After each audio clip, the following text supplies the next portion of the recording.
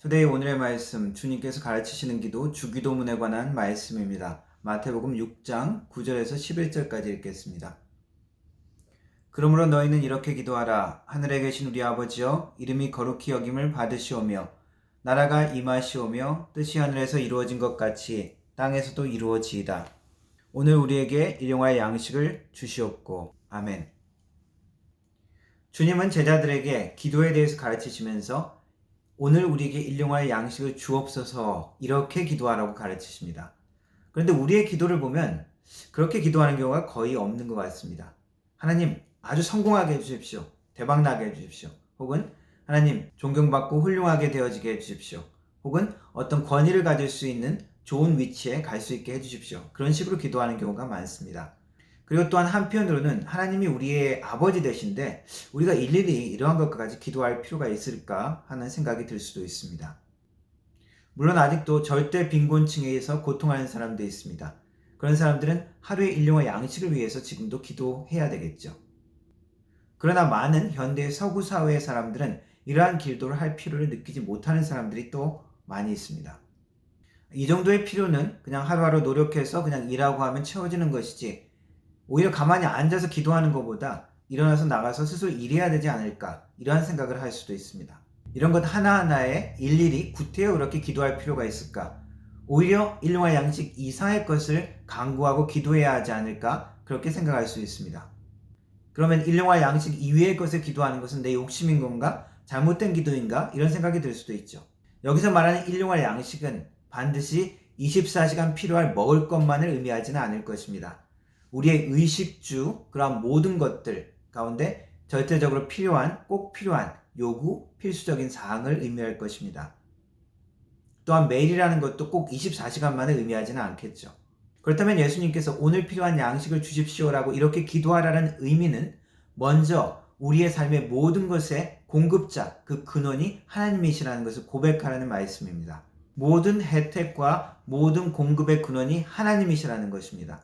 한편으로 우리가 얼핏 생각해보면 우리의 삶에 유지되는 것은 그냥 내 힘으로 먹고 사는 것 같습니다. 내가 그냥 노력해서 수고해서 그냥 먹고 살 수 있는 것 같은, 내 필요가 채워지는 것 같은 그런 느낌이 있지만, 그러나 우리가 조금만 더 깊이 생각해보면 나의 노력과 수고보다 더 근본적인 것이 필요하다는 것을 알 수 있습니다. 먼저 일할 수 있는 건강이 필요하고 일할 수 있는 일자리가 필요할 것입니다. 진짜 먹는 음식에 관한 부분이라면은 동식물이 성장하고 자랄 수 있는 환경이 필요하겠죠. 황폐한 땅이나 자연재해가 많은 곳에서는 농작물을 키울 수도 없고 가축을 기를 수도 없습니다. 일할 수 있는 기회를 생각한다면 경제적으로 일할 수 있는 경제적인 상황과 인프라가 되어 있어야 합니다. 이러한 근본적인 조건이 만족되어 있어야 비로소 우리의 일용할 필요가 채워지는 것이죠. 당연한 것으로 생각되는 이 근본적인 조건은 사실 우리 개인의 노력이나 수고만으로 해결되어지는 것이 아닙니다. 그래서 더 근본적인 것, 모든 것을 공급하시고 우리의 생명을 지키시는 분이 하나님 아버지다라는 고백의 기도를 드리기를 원하는 것이 이 기도입니다. 나의 노력과 수고, 그리고 우리 가족의 수고와 노력으로 그 모든 것들이 채워지고 공급되어지는 것 같지만 하나님께서 매일 우리를 지키시고 유지하는 그 손길이 없다면 우리는 살아갈 수 없다는 것입니다. 그것을 인정하고 고백하는 기도가 이 기도에 포함되어 있는 것입니다.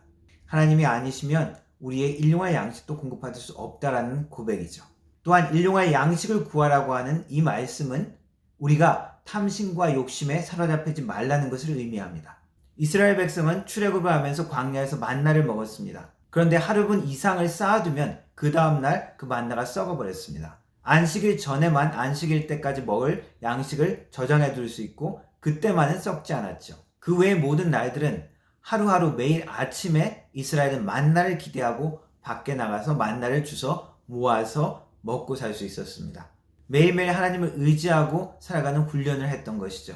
그런데 우리는 얼마만큼 가져야 얼마만큼 벌어야 충분히 채워졌다라고 할 수 있을까요? 한 달에 얼마만큼 벌어야 이번 달에는 쓸 만큼 충분히 벌었습니다. 더 이상 필요 없습니다 라고 이야기할 수 있을까요? 늘 우리는 조금 더 필요하지 않습니까? 불안한 차도 조금 안정적인 차로 바꿔야 되고 돈이 없어서 넉넉하지 못해서 우리 자녀에게 해주지 못했던 튜터나 어떤 배우게 하는 거나 그것도 할 수 있고 건강에 좋다고 알고 있지만 비싸서 여유가 안 돼서 그렇게 못한 것 조금 여유 있으면 우리는 그것을 하기를 원합니다. 우리 집에도 불편하고 어려운 부분들이 있습니다. 그래서 조금만 여유가 있으면 우리는 그것을 고쳐야 되고 또 그리고 좋은 곳으로 옮겨야죠.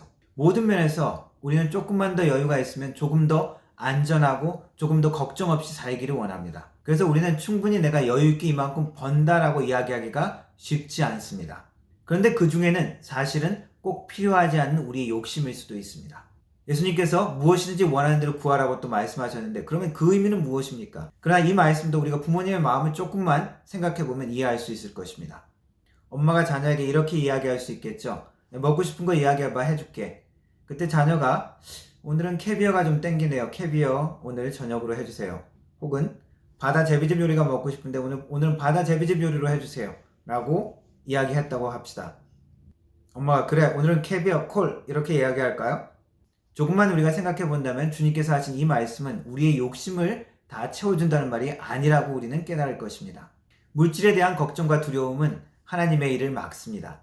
또한 물질에 대한 욕심도 우리가 하나님의 사람이 되는 것을 방해합니다. 두려움이나 욕심이나 둘 다 마찬가지로 우리를 하나님의 사람이 되게 하는데 방해가 되어집니다. 물론 각자의 필요는 다 다릅니다. 혼자 사는 가정이 있고 그리고 여러 사람들이 함께 살아야 되는 그러한 가정도 있습니다. 또한 20대의 삶이 있고 40, 50대에 필요가 있는 삶이 있고 또 60, 70대에 필요한 삶이 있겠죠.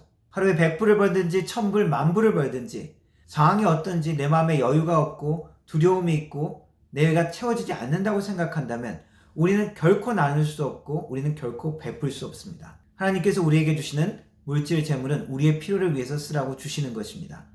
그리고 또한 하나님의 영광을 위해 쓰라고 주시는 것을 잊지 말아야 합니다. 그리고 우리는 이 땅의 삶이 우리의 삶의 목적지가 아닌 것을 늘 기억해야 합니다. 이 땅에서는 우리가 여전히 나그네요 물질에 대해서 그것을 일시적으로 맡은 청직인 것을 우리는 잊어서는 안 됩니다.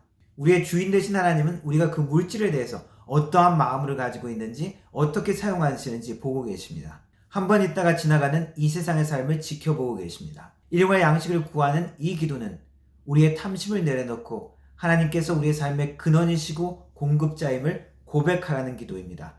또한 이 세상의 삶 안에 나의 목적과 기쁨과 즐거움을 두는 것이 아니라 하나님의 나라에 대한 소망을 두고 사는 삶이 되기를 원하십니다. 일용할 양식을 구하는 이 기도 가운데 우리의 감사와 하나님에 대한 신뢰가 있기를 주님의 이름으로 축원합니다. 기도하겠습니다. 하나님 감사합니다. 우리에게 일용할 양식을 공급하여 주시니 감사합니다. 주님께서 우리의 삶의 근원이시며 생명의 근원이신 것을 고백하며 탐심과 두려움과 걱정 가운데 사는 것이 아니라 하나님에 대한 신뢰로 믿음으로 감사함으로 행하는 우리의 삶 될 수 있도록 도와주옵소서. 예수님의 이름으로 기도합니다. 아멘.